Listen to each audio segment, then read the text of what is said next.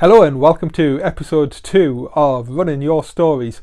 We're here today with Fiona Dyson and we're going to be having a great chat with Fiona about what she's been up to with running and looking to inspire some of you runners out there. So, welcome to the podcast and start again. Hello and welcome to episode 2 of Running Your Stories. First of all, thank you again to Lois Idale of Lois Creative for the fantastic artwork that she's done for us here. And we're going to get going now with what we hope is going to become our standard format.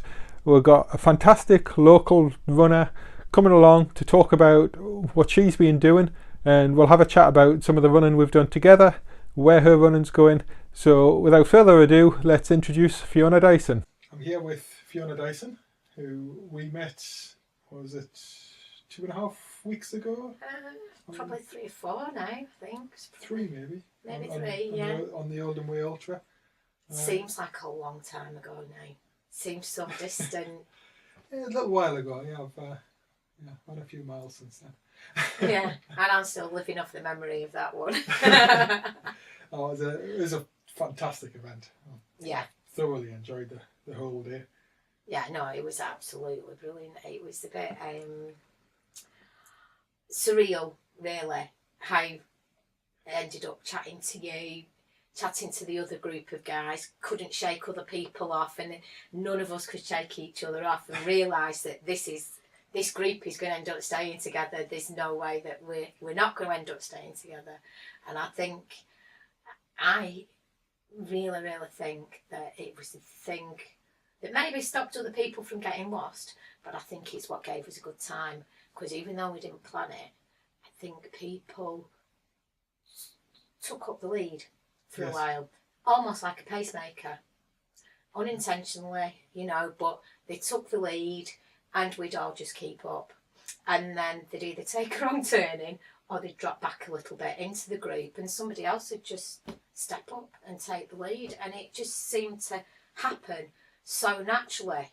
It just kept us all together. Yeah, absolutely. Because I know, initially I saw yourself and Jess, was it, running at a very sensible pace, and I wanted to not go off too fast. Yeah. So I thought, okay, this looks good. I'll go and sort of hang out here for a while. Yeah, I couldn't be ready after that. But then there were some sections where I ended up leading them. And then there was other sections, particularly when I started messing about with my phone and things, where I was suddenly behind the group, and it was really sort of hard work to not get lost from the group.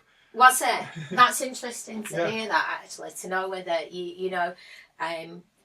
when you were when somebody was dropping behind a little bit, how much hard work, because it shows actually we were moving at a better pace than we thought. Yeah, well, that's why I mention it, because what I find, if I run on my own, I tend to go too fast, then realise I've gone too fast, and then lose a chunk of time messing about with something or just daydreaming. Whereas with the group, whenever the group started to slow down, somebody else stepped up to the front. Yeah. And that kept the group going, and I think it worked very well because we didn't know each other. Yes. It was so nobody was kind of thinking, oh, I've got to wait for my friend here, somebody I already know. Yeah. Everyone was just thinking, well, we were still running our own races. Yeah, our own race. Yeah. But then by the time we'd done over 7 hours together, it weren't going to happen, was it? Nobody was going to. I think everybody had realised anyway by that stage that nobody was actually capable of taking that lead and keeping it. Yes. And making a break. But then looking back on it, I mean, you go in to it with the time in mind, in your head. When you've recorded it and recorded it in 2 sections, I know what time you can do the 2 sections in, but then you've got to take in fatigue. Yes. So then you put the 2 sections together and you have a time in your head that you have your ambitious time, which I surpassed, so I'm really pleased with that. You have the time in your head sort of that you'd be happy with, you know, that sort of, yeah, okay, that's great, I did all right there. And then you have the middle of the road time. And so to get the real, you know, to get to the one that was the ambitious time, was just like amazing. Really, really good. But I knew that you can do, I know the first section well enough to know that it's very runnable. And if you can get that done in 3.5 hours, I shouldn't be sharing these tips.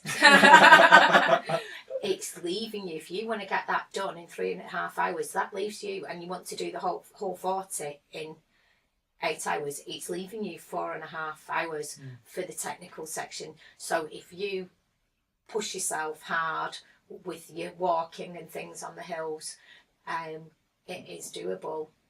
And I'm just kicking myself going 70 seconds off being under 8. You know, how annoying is that? Well, yeah, I mean, I find that whole sort of thing interesting because personally, I don't get bothered about being, it was 8 hours, 1 minute and 10 seconds that we finished in, wasn't it? And for me, it's just 8 hours. Do another race and maybe a few minutes under. Like my spine race, for example, I was 45 hours, 49 minutes and something. I just tell everyone it's 46 hours. Yeah. I guess I'm lucky. I don't get bothered by those little bits. Well, White Rose was 5:55.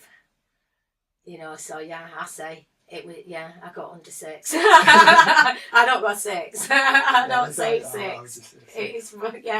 I mean, if I do. It depends who I'm talking to. If I'm like my White Rose, I think that's 5:15 or 5:10 or something. That's cool. So yeah, I wouldn't say 5 because I was, you know, clearly behind 5. But yeah, that's quick. That. Yeah, it was. I destroyed myself since then. But then, great thing is, I mean, that Oldham Way race for me was a real test of whether I could actually take control of my racing, because you were saying this, my right? White Rose and the marathon I'd done before that and the spine race, all of those I went off too quick and then ended up in a huge amount of pain towards the end and slowed right down because I was damaged basically. Yeah. And the Oldham Way was the first time I've done a full race and kept the race under control. Yeah. And yeah, it's questionable whether I could have pushed on a bit at the end or whatever else, but for me it was just a massive achievement because I kept the whole race under control and put in a good time. Yeah. It wasn't about just taking it easy. It was keeping it under control and putting in a good time. And then within 2 weeks of that, I've gone up to the lakes and done 3 days there running 50 odd miles. Yeah. Up Which and down is brilliant. hills. Absolutely brilliant. And again, different pace again. Yeah, and again, doing 3 days in a row means you've got to not go too fast on the first day. Yeah. You've got to be controlled on the second day, and then you can still do the third day. No, this is something that's going to be a bit of a learning curve for me, I think, at some point, and especially on this GB24, which is a loop system, which is going to give me the opportunity to learn a little bit about myself, about going out. Because the thing is, when I first started running, which isn't that long ago really, I didn't have a competitive bone in my body. I wasn't interested. In fact, I was just glad that I could actually run.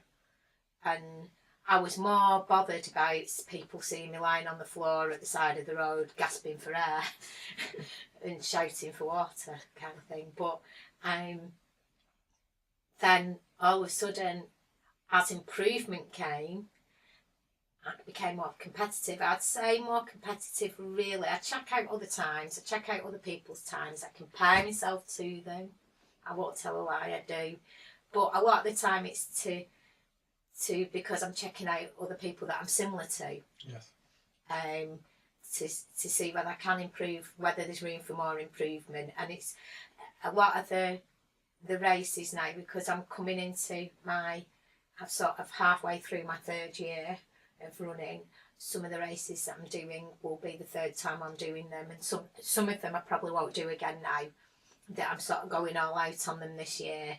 and see what I can do on them, and then it's time to move on and time to do something different and do some different races and stuff, and plan things differently, and maybe and hopefully next year I want to do a bit more adventure running, so less races, Yes. and more adventure, more miles, I think. But that's only if the knees will hold out, we'll see. Because the knees were the well, one knee in particular was the problem. Yeah. The knees recovered really, really quickly after Oldham Way, a lot quicker than they did do last year.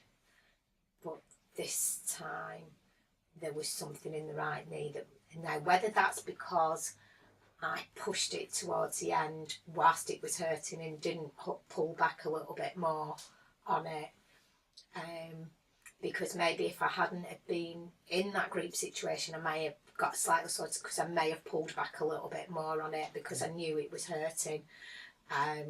But I found that I did run a few days afterwards. Straight away you could feel like an inflammation inside. Yeah. You know, it felt bigger inside than it was on the outside, kind of thing. There was pressure there. So I stopped again for a week. And yeah, when I do something with hills in, yeah, I can feel it a little bit, but it's more or less, you know, it's pretty much, it's 80, 89, 90% now back to normal. It's just got to be careful with it, not overdo it. So it's, at the moment, I'm keeping the miles a little bit lower, and I'm going to have to stay that way, and lots of stretching and other exercises to try and build up where I'm weak. Yes. Do you find, have you? Yeah. I mean, one of the things I think's helped me coming into running is, for a year or maybe even 2 years before I started running, I'd been going regularly to the gym, and part of what I was doing at the gym was squats with weight. Not heavy weight, it's always been higher reps, lower weight, and so I still try to do that on not too often because I'm mostly out running, and actually I need to increase that a bit again at the moment. I've kind of gone off it and just been running. Have you become a Strava slave?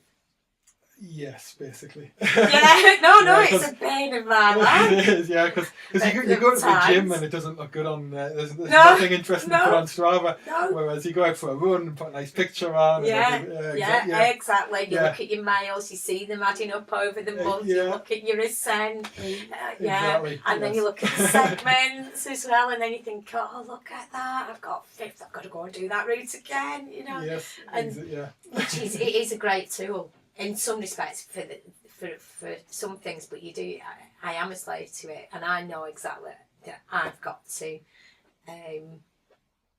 start doing more gym work again, because I'm the same as you. Yes. I did nothing apart from drink copious amounts of alcohol for about 30 odd years, and then decided that I've got time on my hands through losing both my parents. And that's when all of a sudden, when both of my parents had gone and didn't need me, I'd got this free time. So I joined the gym and became hooked on a class called Body Pump, Les Mills Body Pump, which is all weights and stuff, and really enjoyed it. And a boxing circuit thing that I really enjoyed. And then a few other things around the gym, and I really liked that. And then I just decided, I ran at school.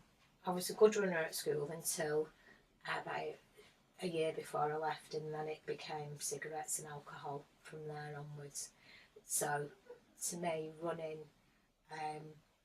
was something that I'd always kind of sat and done in my head in the armchair, imagining myself doing it again one day, and wanted to do it. And then I had a trip to Australia for a Christmas, and saw an old school friend that I used to run with who's very active and still runs, and she said to me, look, you know, if you want to run, why don't you join the Greenfield Greyhounds? I'll add you to the page. She added me to the page, and it took me to the September to pluck up the courage to go, and that's when I just became hooked, really, and started the whole journey of, you know, getting the watch, getting your first Garmin watch, joining Strava, you know, but also finding a competitive streak that is really, you know, now it's that thing that drives me, I suppose, almost. But then I also know I need to mix it back up again and start going to the gym again, because I ran so well when I first started running because I was stronger. Yeah. And the lung capacity wasn't there, and it was the lung capacity that I had problems with. Now the lung capacity, although it still needs increasing, is a lot better. I'm becoming a little bit weaker because I'm not doing the gym work anymore. Yeah. So it's like balancing the two. It is, yeah. And having the time. Yeah. And I've not got children. I've got 3. Have you got 3? Yeah, exactly. So how do you manage? It's like Kimmy Kens. You've met Kimmy. Yeah, she's going to be doing this as well. She's the most dedicated person. Yeah. I know. Well, I mean, this is when you're talking about Strava, and we talked a little bit about some of the negative side of it, but one of the big positives for me actually is what came back into my mind when you mentioned Kimmy, because she finished just ahead of me on the White Rose Ultra. Yes. She actually passed me just at the end when I was falling apart. I'd been ahead of her for most of it. So after I finished, I just looked up everybody on Strava that finished around me, and these people that had just passed me, because clearly they'd had a better strategy. Yes. And finished stronger. And I was just interested in, what the training was. And look at the splits, how quickly they set off. Where you can tell by the splits when you've done it, especially once you've done it, where they walked, where they ran and stuff. Yeah, so then we're sort of connecting on Facebook, and it's community. Once you get to know each other, and then you're interested in what each other are doing, and to track each other's races and things. So. Yeah, Kim phenomenal. She is. Yes. I'm very, very dedicated, and as much as I love running, I'm not sure whether I can actually go out at 4:30 or 5 o'clock in the morning for a run. I'm an evening runner, I must admit.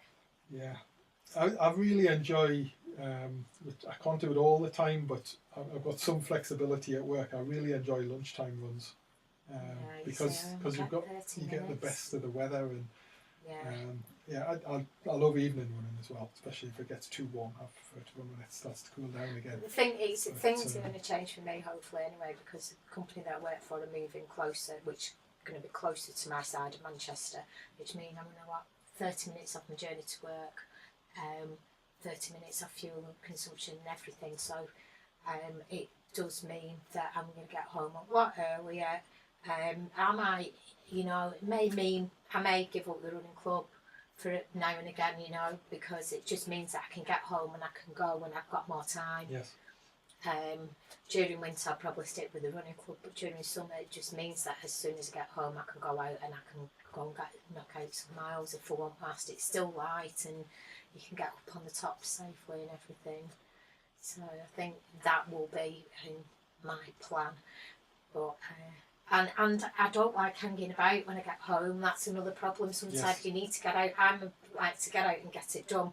Probably Kim's got into this routine of now going very early in the morning. She gets up. She just gets up and she goes, and that's her routine, and she now enjoys it. Yeah. I just can't see that I'd ever enjoy getting up at that time. No.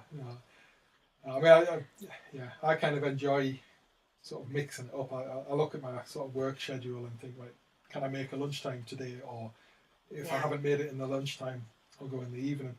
One of the things that changed for me was I've been working from home now for about 4.5 years.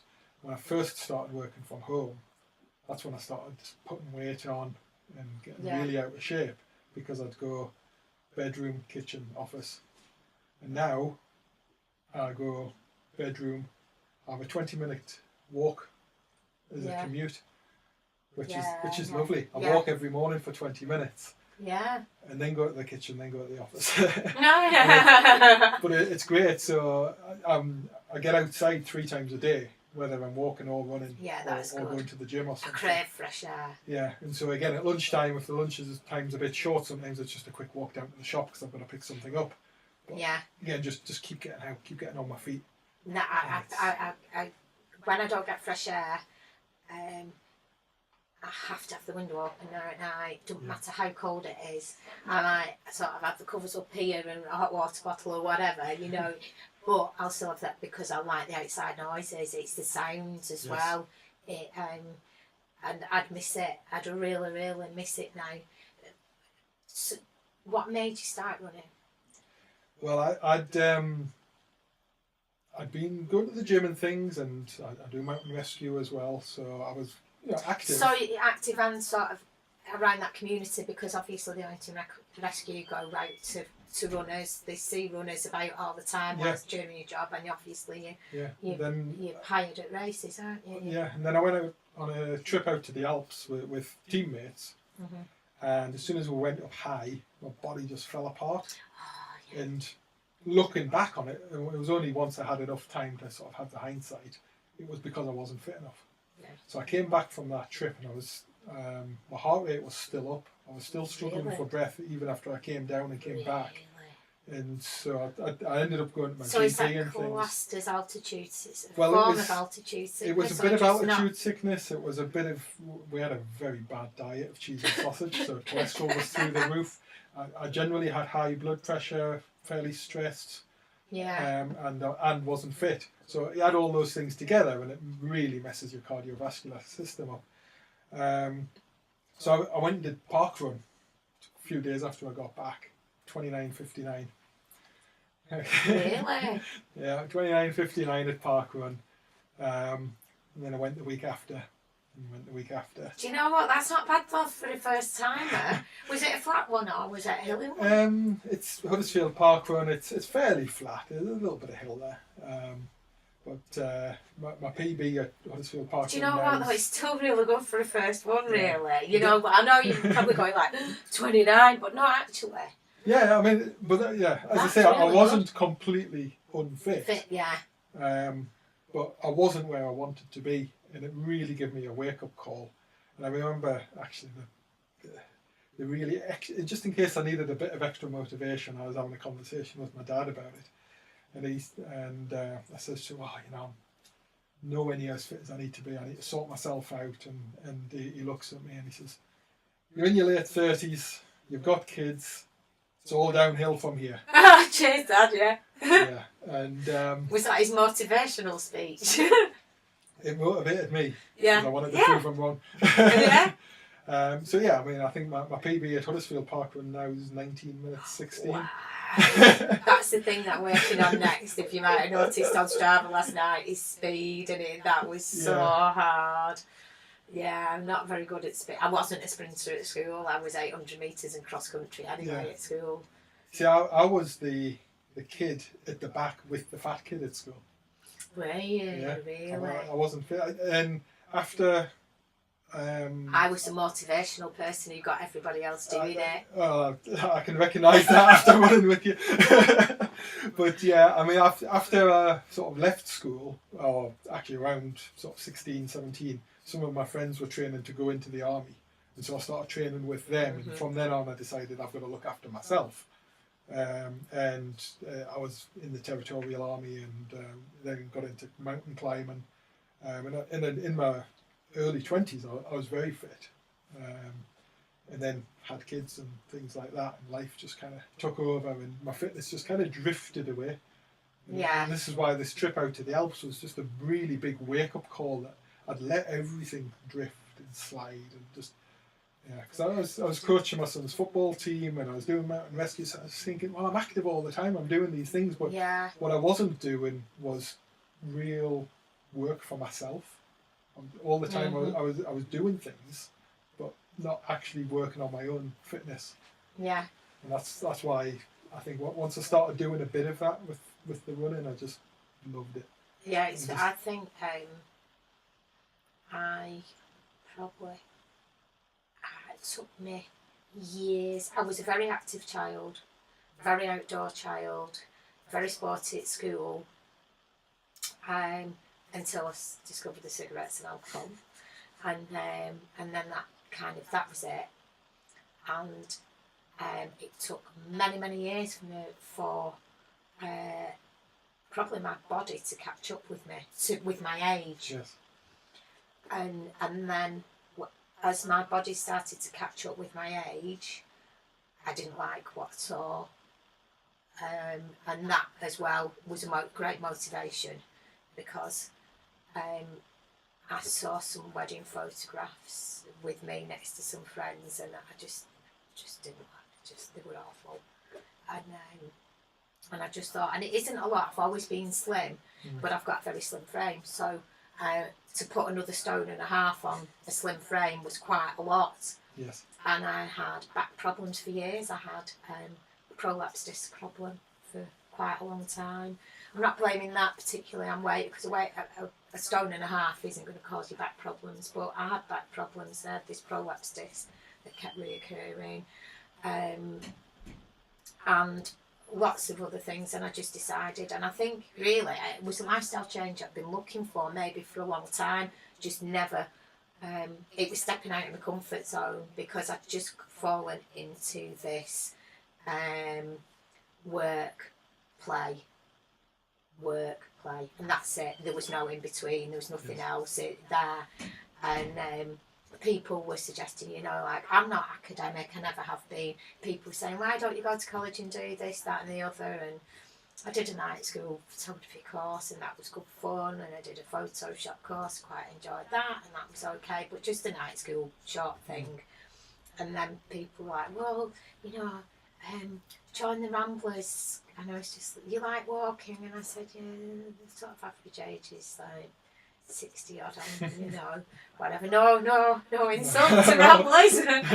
But I just, and there were all these, suggestions people were coming up with, and then it just all seemed to fall into place through, unfortunately, just through, parents being ill and looking after them, and then having the spare time, and even because I made time to look after them, and I made all this time. And so from going home from work, I'm going straight to either look after my mum or my dad, or both of them, sort of 4 days a week. And then I'd go the other 3 days, even though it wasn't my turn to go, my sister's turn, I'd still go anyway. Yeah. So all of a sudden this was my routine straight from work. I never got home until, I used to have my tea with my dad. I didn't get home until 9:30 most evenings. And that's why I had my tea with him. So literally then I'd just go, I'd have half an hour chill time, and then I'd go to bed, and then the day after I'd get up again and I'd go to work and I'd go to my dad's, So it was a heck of a lot of time on my hands all of a sudden. It was loads. And already through looking after my parents, as opposed to drinking, had stopped anyway. I'd stopped. I made have the odd glass at home and stuff. And I'd have a couple of glasses of wine, or get a bottle of wine at the weekend. But other than that, I'd cut back on the drinking anyway. So I was already part way there in a way. It had been not forced on me, it's maybe the wrong word, but it had happened that way, and I had to cut back. Again, I guess when you made the time to spend with your parents, if you were completely happy and comfortable with your lifestyle before, you might not have made such a change anyway. Yeah, exactly. I think that just exactly, and I think that I never really thought about it until now, really, and until you said that, and I did it because I already wanted out. I just didn't know it. Yeah. I didn't know it, but then these little things, when you can look back on your lifestyle anyway, and these things that I went backpacking on my own because none of my friends wanted to do it. They were all in relationships. It wasn't their kind of thing either. They didn't have that kind of ambition to see other countries in the way that I wanted to see them. And but I think again that was another way of breaking away, because I was bored of the lifestyle. I didn't want to do it. So it was already there. There was something already there. But then, you know, you come back from backpacking, you just slip straight back into the old routine. And it, like I say, the only, you know, I can't say I regret not starting running sooner in some respects, because that's like saying I've regretted how I've led my life. You know, and I've enjoyed everything I've done in my life, and everything falls into place for a reason, doesn't it? Yeah, exactly. Yeah, I mean, I've thought about the same thing myself as well. Is that, you know, what if I had sort of, because for me it's kind of how good could I have been? Well, yeah, it does go through your mind, you know. Yeah. How good would I have been if now, you know, it's less than 2 years for me that I've been doing these events and actually trying to focus on the running, and if I'd done it for longer. But I do think in my case I wasn't sort of yet ready for it to focus, even though I think running's helped me a lot in sort of really taking my life in a really good direction, that I wasn't necessarily open to that change before, and you know, and it's kind of had to come along at the right time. And I think that's why I have then sort of latched onto it, because it was the right time when I came along. No, it's right. It is. It was the right time. It all fell into place for me. It was the right time. Luckily, you know, I suppose going to the gym for a couple of years beforehand gave me the strength. Yes. You know, so that was great. So it meant that I didn't have to start off in you know, sort of in a beginner's class. You know, so I didn't have to wait for that to come along. I went straight in there and joined a group that were already sort of doing between 4 and 6 miles, rather than starting with the run walk thing. And they were just brilliant and really, really encouraging.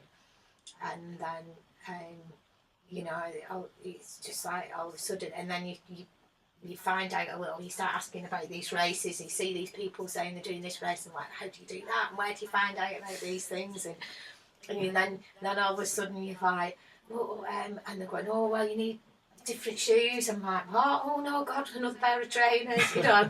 Now I've like got one on every stair in the house. and if a place comes free, great, I could buy another pair. That's right. Yeah, I remember having, I mean, this is like until sort of, I think, January 2017, so not very long ago, my running shoes broke and I had to go and buy another pair. And I'd had those shoes for 3 or 4 years. Really? Is my only running shoes up to that point in time. Yeah, I don't think I can say while it's been recorded how many pairs of running shoes I'm still wearing, I must admit though, I like wearing a shoe that is your normal shoe size rather than going up a size for the gym. So my gym shoes, I'm still wearing the same ones that I've been wearing for years, but then I don't run on the treadmill either, because I've never run on the treadmill, can't adapt to it at all. It's not. I used to, I don't anymore, because I run to the gym and from the gym. Yeah, I do need to get back to the gym, but I've been doing a strength and conditioning class with a guy called Bruno Lima, who is I can't remember, he's Salford of Sale. He's a really, really fast runner, very good. He's been very good in his past, and he's completely dedicated to his running, and so he's very good with biomechanics, and very good at explaining when he's showing you to do something, why you're doing it, correcting your posture and everything. And we do it as a group. I go as, you know, you just pay as you go, and we're really lucky that we've got this sort of in our area, because he's really good, really, really good, and it's really helping to kind of strengthen the areas. I'm hoping it's going to help with these and strengthen the areas that I know are weak. Because I don't think anyway, when you go to the gym, you can do so much yourself, but you won't push yourself the same as when you're in a group or you've got somebody behind you. Yeah, I mean, the pushing yourself and you need your posture correcting. Yeah, I mean, doing things correctly, I agree. There's so far you can go on your own, and then you need somebody who's expert. Yeah. Recently, I've been spending a lot of time with a physio, which has really helped me. Yeah. I'm kind of only sort of the week before the Oldham Way, I kind of signed off from the physio. Yeah, you said that. And it was the right time. I've been doing great since. But I do hesitate a little bit when I hear about people saying the need to be pushed really hard, and that one of the things I learned probably just before the middle part of last year was the secret of running, which is don't train too hard. And so it's good to be pushed hard, but that only needs to be a very small part of your training. Yeah, you can't go out and push yourself hard every day. No, and you specifically shouldn't. You'll actually improve your fitness faster by only doing about 20% of your work above 80% heart rate. So, yeah. And you need to do a lot of gentle stuff. Mm-hmm. And you progress a lot faster. That's interesting. It's one of the things I find, because I've only just joined a running club, strangely enough. I've done most of my running on my own, most of my training on my own. And just, I guess I've started to get a bit bored with it and started looking for other people to join in with. But it's one of the things I find a little strange about club running is that there's a pace for the group. And so some people are hanging on at the back of the group really struggling. Other people are strolling along at the front of the group. And some people are just kind of obviously in the middle. Mm-hmm. And it's really hard to say who's getting the most out of that run, because, it could be the guy at the back who's getting pulled along. As long as he's doing enough slower running away from that, that's going to be great. The guy at the front who's cruising, as long as he's doing some fast running away from that, that's great. There's... Well, we it's not official, and it's only kind of worked out that way, and it's that we have a 6 o'clock group, and we have a 7 o'clock group. We did used to have a 1 at 6:30 as well, but it's dropped down to 2. The 6 o'clock group is slightly slower pace. Yes. If you want to go faster with them, go out. People can go out with them. You just do run backs. We do regroups, but you do run back. So, and at 7 o'clock, I remember first going out with a 7 o'clock group and really struggling. But then we still had the 6:30 group then, and now and again I dropped down to 6:30, and it was nice to be sort of either at the front or the person encouraging other people at 6:30 instead of being at the back as well, because it is hard work being at the back, and it can be completely deflating. Always being the person that they're waiting for, and always being the person that they go, can we carry, But then I hit a stage where what I did like though was that I probably got more continuity in the run, because if I was at the back of the 7 o'clock group, I'd say as soon as I caught up with them, I knew they'd had a break, and I'd just say, carry on, I'm happy to carry on. Yeah. And I found that in some respects, sometimes I thought I got a better run than them. Yes. I may have pushed myself quite hard, but I didn't stop on all of my run, whereas they weren't far enough in front to do a run back, so they'd stop and regroup and wait for me. So it's like you say, who's getting the most from it? It depends. So I've only done one official club run. I've done lots of runs with people from the club. Yeah. But I kind of... Are you Stirling Lions? Yeah, Stirling Lions. I've just joined up with. And so what I try to do is, when I go along running with other people, there'll be a pace that the group ends up doing. And there's lots of choice. I mean, Stirling Lions is a huge club. There's loads of choice about what pace and what distance and things you run at. But I'll do that run with that group, and then when I do my own training, I'll know myself. Do I need to do a faster one now, or do I need to do a slower one? Because I know I've done whatever I've done with the group, I can then. Because I like the mix of sometimes running with other people and sometimes running alone. I still enjoy training alone. Do you? Yeah. Yeah. I think I was doing all right, actually. I started doing stuff on my own, and then other people have kind of said, "Oh, you know, can I join you?" Yes. But So, because you look at what you're doing on Strava, and you kind of think, "Oh, I want a bit of that. I fancy that," you know, and that's fine. But it's the fitting it in.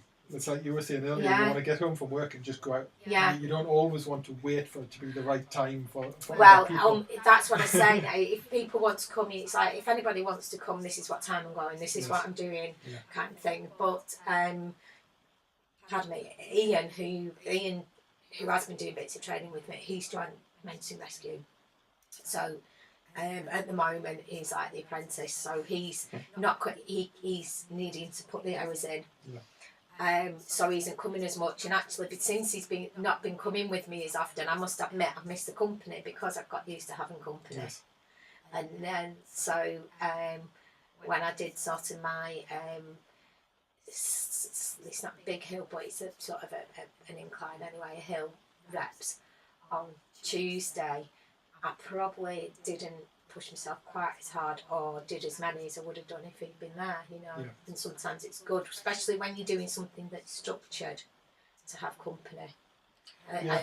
And it's very hard finding people. I think, you know, it's hard to find people that are a similar pace, and we are, and that works really well, and we've kind of gone the full circle there, haven't we, back to Oldham Way, where we found a group that were similar pace. Yeah, just kind of ended up together because you're a similar pace. It was really good. Yeah, it's absolutely brilliant. I'm really, really pleased with the time. Are you going to go back? Will you do it again? I'm not sure, because I can see that I could have become really quite annoyed with the navigation if I didn't have this running sat nav with me. You know, it's very kind of stop and turn and stop and turn and stop and turn, and it was great. Being, you know, running with you, and you were like the back of your hand. I'm not so bothered about going back to run it, not knowing that I would have that. For me, it's people saying, "Oh, you need to go back and get it under 8," but then, you know, if I didn't get it under 8, how would I feel? Yeah, exactly. How would I feel? You know, I don't know. To me, it's a long way ahead now. Anyway, it's only just happened. I've got a year to think about it. But to me, we're going to see what time we can get on the 60-mile White Rose Ultra. Yes. My name is not on that. I am not. I'm holding back on any ultras until I've done this GB24 thing. I tend to do the same thing. I need this because it'll be a good learning curve for me to see how many miles I actually have got in my legs. Mm-hmm. Because stepping up from 40 to 60 is a big step up. Yeah. And the one thing that I have learned is, especially last year, which is good advice, very good advice, although we've both gone out and run over the last couple of weeks, and most of the others in the group have, but after Oldham Way last year, it was my first ultra, I had a buzz. Yes. I was on a high. Especially because the weather was so poor. It did make you feel epic, you know, because the weather was poor. It was my first ultra and whatever. So we had got invited on a group run from an ultra running club over in Glossop, and we set off over the moors, which is just perfect for me, my favourite terrain, and it was going really, really well, and I think I got cocky. And I rolled my ankle. Mm-hmm. And not only did I roll it, I ran another 3 miles on it. I literally, somebody ran past me and went, can you walk on it? Can you wait there? And I said, yeah. He went, we'll keep moving, because if you don't, it will puff up. So I thought, right, good advice, so I did. And I got back into Glossop, straight into the car, and then I had some work to do, so I went straight to work then for a few hours, and then on advice from somebody else and a few pictures on Facebook, somebody said, I think you should go and get it x-rayed. And this is direct 2 weeks after. And I think it could have just been a misplaced footing, but it also could have been the fact that my body was still a little bit weak and I'd pushed it. It was a 10-mile run, and we were in mile 7, we were on the tops, so we'd done, a fair bit of ascent.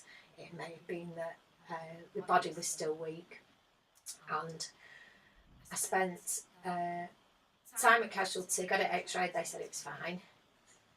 So another week, I think, after that, I ran the Sabbath Runners Cake Race.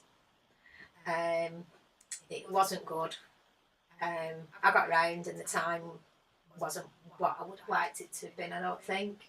But then I just put it down to being tired, but the ankle puffed up again and stuff, and so I booked into physio, and he had a look at it, taped it all up, and I did.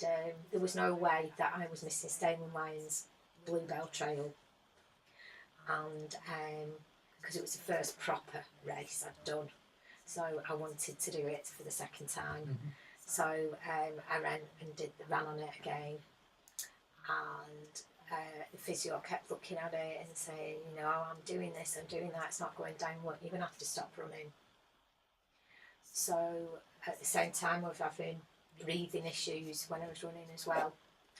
And so I went to the doctors, and they started doing investigation into the breathing issues and various other problems that I was kind of experiencing through the breathing, which is a bit of another story. But I asked him also about the ankle.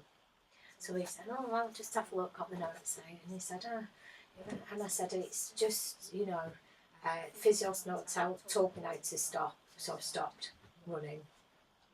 And he said, well, it says here possible fracture. But if the hospital had told me that, or if the doctors had followed that up in the first place, I wouldn't have continued running. But the hospital never told me, and the doctors never notified me to say that they got some notes on it or whatever. So I just carried on running. Obviously, physio isn't going to find a fracture if it's just a splinter thing. But it did make sense that every time I ran, it puffed up. It just would not. It just wasn't getting any better, and I was just getting slower and slower, and the breathing issues all turned out to be an iron deficiency, which I ended up with iron tablets for 12 months, which didn't work, and ended up going for what they call an iron infusion. So they drip feed it in, and I was drip fed 3 days before White Rose Ultra. And I was really pleased with the time. So if you get the opportunity, go and have an iron infusion before a wreck. No. And since then it's kept it up. Yeah. But that's something else that I've learned is, and now that I'm passing on to other beginners, is that it's never plain sailing for the first couple of years, and you learn so much about your body and what it can and can't do. And you panic every time you get a twinge, this, that and the other. I don't panic as much now.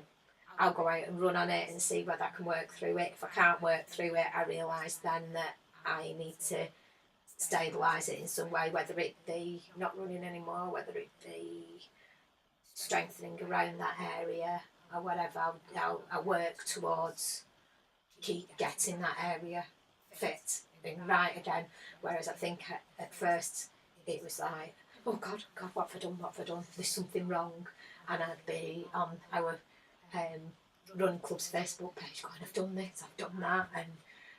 And it's all part of all the niggles slowly start to, hopefully, where's the wood, fade away after a couple of years.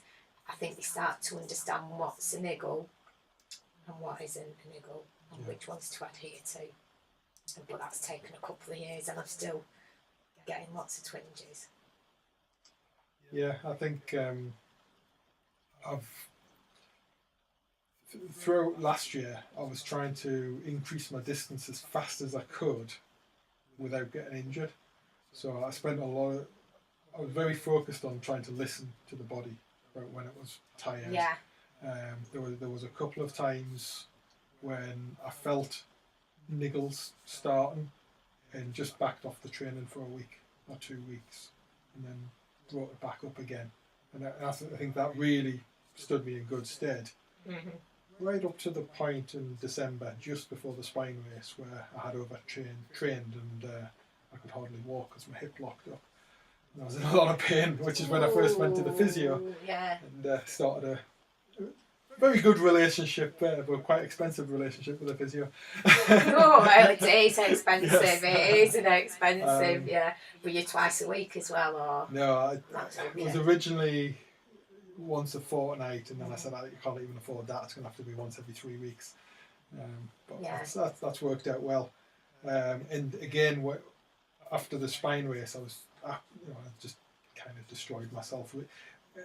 Maybe I destroyed myself, but actually in other ways, I think I've accelerated that learning by really, because well, also a lot of the people you meet as well, and yes. you pick up so much information off other Well, people. it's kind of like I got a year's worth of niggles in one race. And so I've learned all those niggles, and that's what I've spent the time with the physio. Basically, we just kind of kept working through whatever was the most painful thing at the time. Got that properly sorted, and that hasn't come back. So we've moved on to the next one, and then moved on to the next one. And now oh my God, how many were there? That is like elimination. It really was. Yeah. Because well, there we go. I know, because actually going out there, I mean, when you actually think about it, if somebody else said to you, after only running 18 months, I'm going to go out and do this 100-mile run walk. What do you think? Well, foot race. Let's call it. It's a foot race, isn't it? Let's do I'm doing this 100-mile foot race in the worst possible conditions of the British weather can throw at you. Yeah, with a backpack on. With a backpack, a rather heavy backpack. Yeah. You'd probably just go, no, foolish, don't be stupid. You need to train for things like that. Wouldn't you now, from what you've heard? Yeah, I would. I mean, it's a conversation I've had with a lot of people since, in that I wouldn't advise somebody to do what I did, but actually you also wouldn't go back and change it, because the motivation I had trying to get there, just trying to get onto the start line, motivated me so much. And like I say, I was pushing my body. And I learned so much about my body so quickly because I was pushing it so hard through the air. And now I've had the luxury of being able to back off and really think, by the middle of January 2018, I've already achieved more than I ever thought I could in my life. Yeah. So the rest of the year, I don't actually have to do anything. You can dine out on all of them. Exactly. So I really, can't move on. You've done it. I just kept trying to slowly bring my training back up, and I'd hit a barrier and sort of back it off and see the physio and bring it back up. And then sort of the last time round, obviously I brought it back up and there were no barriers, and I was very late to sign up for the Oldham Way Ultra. Very, if it hadn't moved, I couldn't. I was going to go and volunteer the first time round. I'd have been on one of the checkpoints because I wasn't ready for it. But when it got moved back, I was just ready for it, able to do that, and because I kept it at a pace that I was comfortable with all the way around, then actually I was okay afterwards. I wasn't completely fine. Calves like blocks of stone. Yeah. Everybody gets that. I think after an ultra, whatever. But I was the first year. Literally, the knees were so bad afterwards. This year, literally within 24 hours, they were fine, apart from the right one. But I just do think that was just because I pushed through something that was a little bit more than just an over. The other thing was just the first year was definitely overuse, Whereas, you know, I've got a lot more miles in my legs now and everything, and a lot more hill running in my legs and everything. So I just think it was literally just pushing through something that maybe that caused the knee on the right hand one to be a little bit more of a niggle. But other than that, actually, I felt really good afterwards. Yeah. I was really pleased with how I felt and how quickly the body recovered, which is something, again, isn't it? That comes with the longer you've been doing it. Yeah. But that's why I say all the time I've been trying to work on that, just listening to the body and trying to learn how to listen to my body.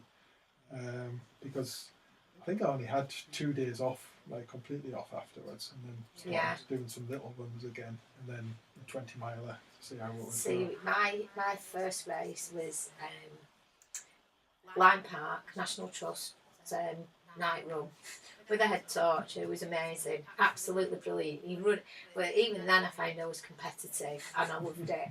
And then somebody said to me, what are you doing? Somebody who I know who's a really good fell runner, he's done the Dragon's Back and, you know, it's a lot of experience. And he said, what are you doing there? What did you do that for? All of a sudden, I did it again the following year, but this year I didn't do it, because the one thing that I have learned after the ankle injury is I respect my running so much and being able to do it. So now I will do what the body allows me, and it's not worth something like, you know, although it was good fun, I probably wouldn't do and that one again, because it's not worth injury, especially so early in the season.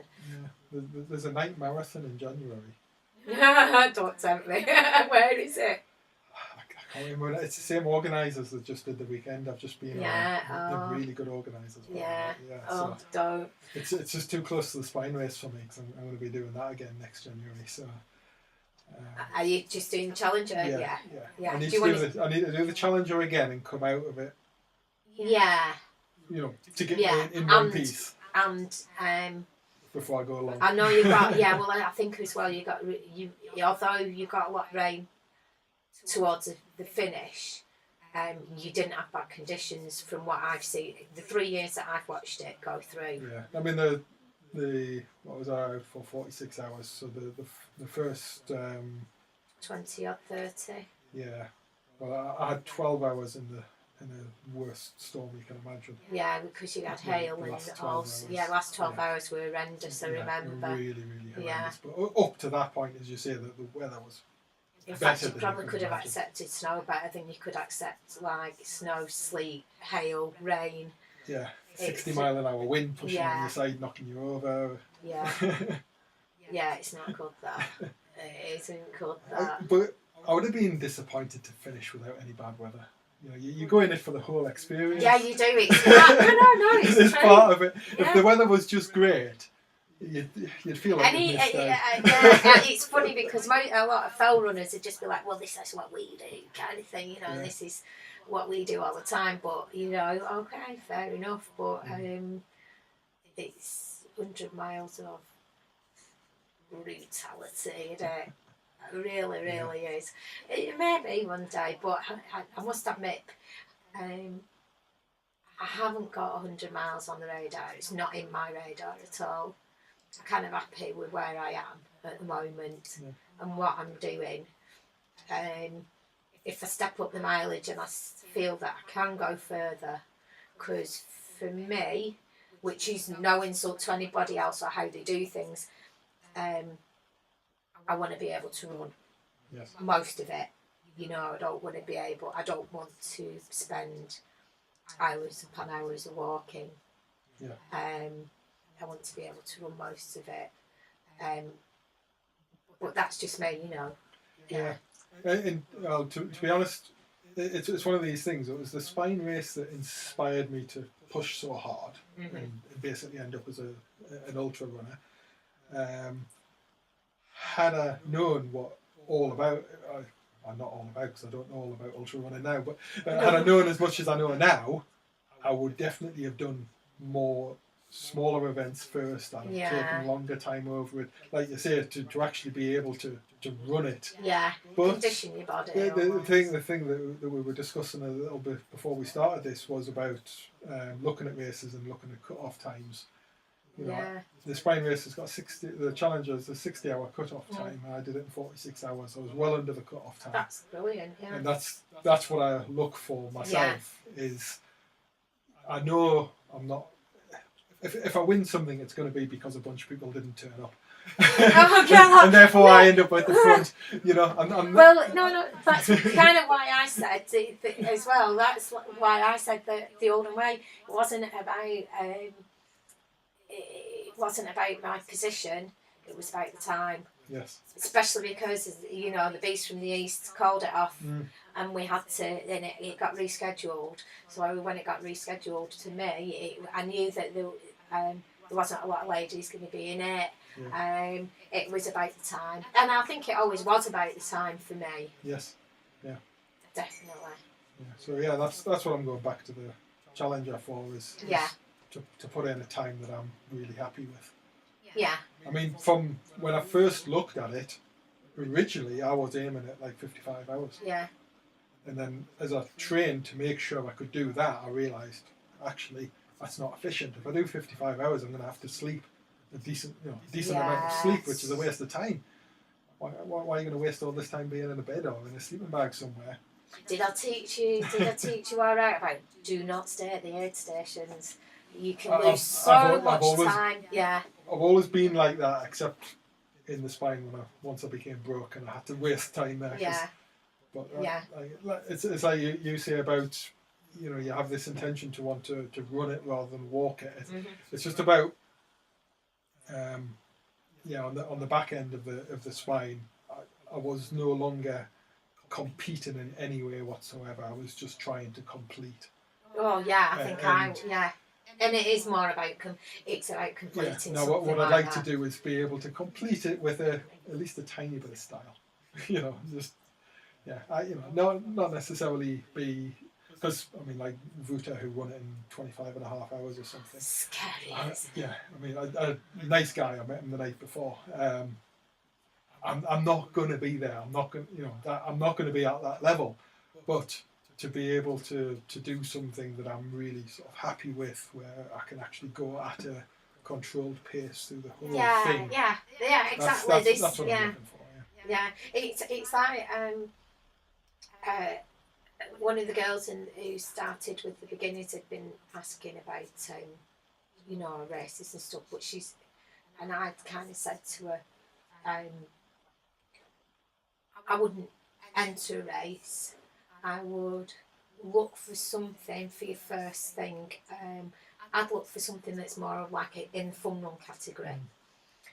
That won't break you, that you'll have fun as a group. A few of you will do it, you'll have fun.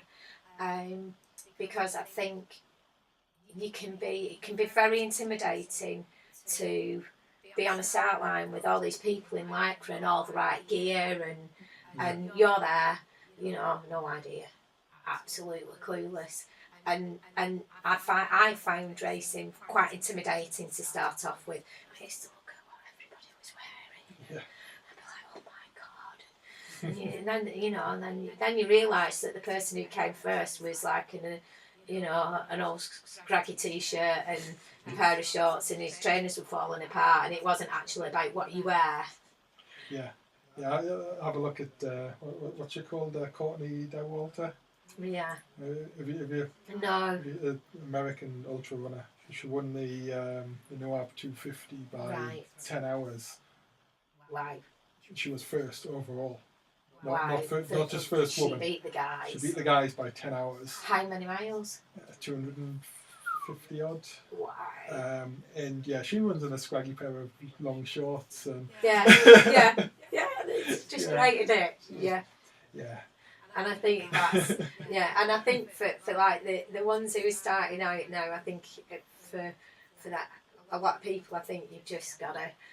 If you don't think you've got a competitive edge, don't enter a race. Do something that's like a bit of fun to start off with and see how much you enjoy it. It is.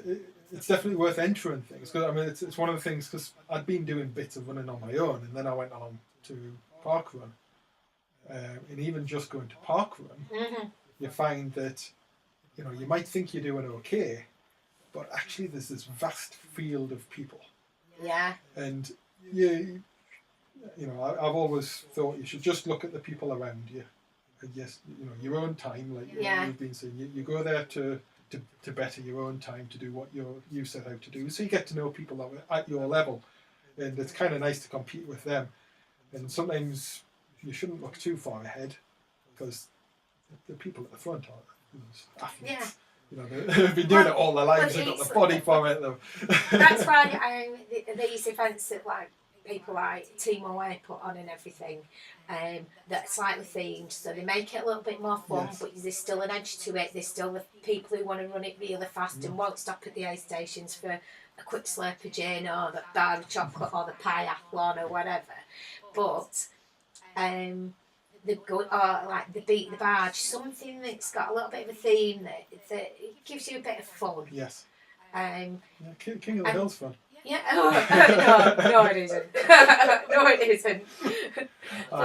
I did that, and on the night for the up and down, I was in first place, and I was thinking, this is brilliant. Not a particularly spectacular time, but it's a good time for me. And this other guy rocks up, sets a new course record. I don't think he broke a sweat. Oh, who was it? I can't remember.